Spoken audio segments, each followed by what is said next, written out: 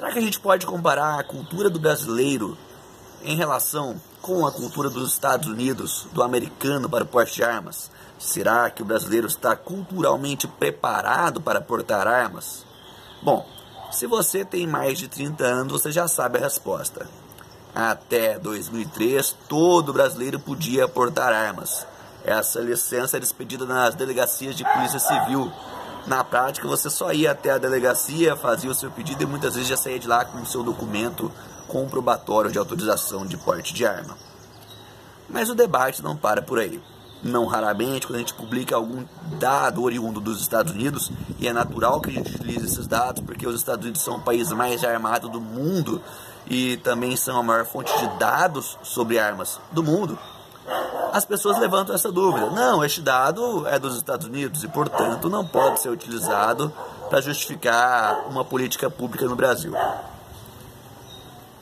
Vamos lá, por partes. Primeiro, quando se compara os estados dentro dos Estados Unidos, as diferenças de legislação dentro dos próprios Estados Unidos, nós percebemos que os estados mais armados têm menos crimes violentos e vice-versa. Existe uma correlação fraca e negativa entre números de armas e número de crimes violentos.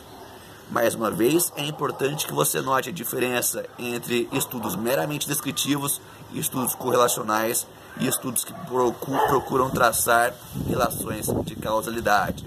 Se você não entende a diferença, isso está explicado no nosso portal do Instituto de Defesa.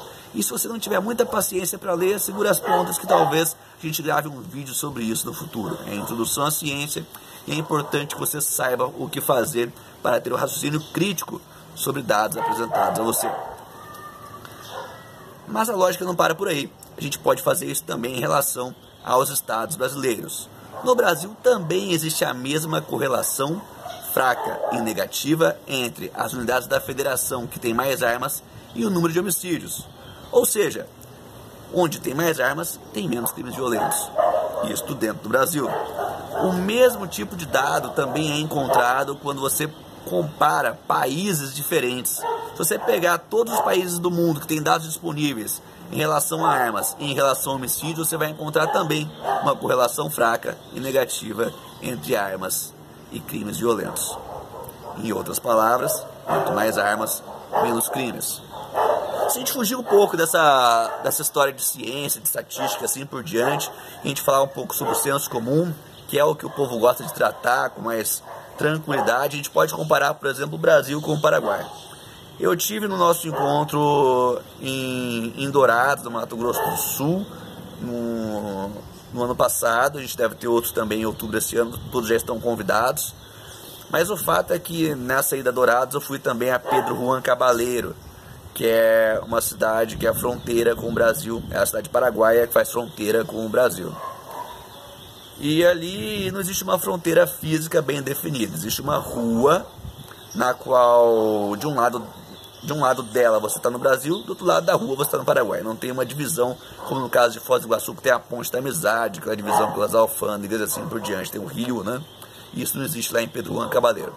E eu achei interessante que a gente foi no posto de combustível abastecer, e além de chegar lá e o preço do combustível já ser muito mais baixo do que no Brasil, o que já era uma lavada do Paraguai sobre o Brasil em relação à liberdade econômica, eu também observei que o frentista estava com um bolo de dinheiro deste tamanho, sem exagero, estava com a mão cheia de dinheiro. E curiosamente, aquele frentista não era roubado e nem estava preocupado com isso.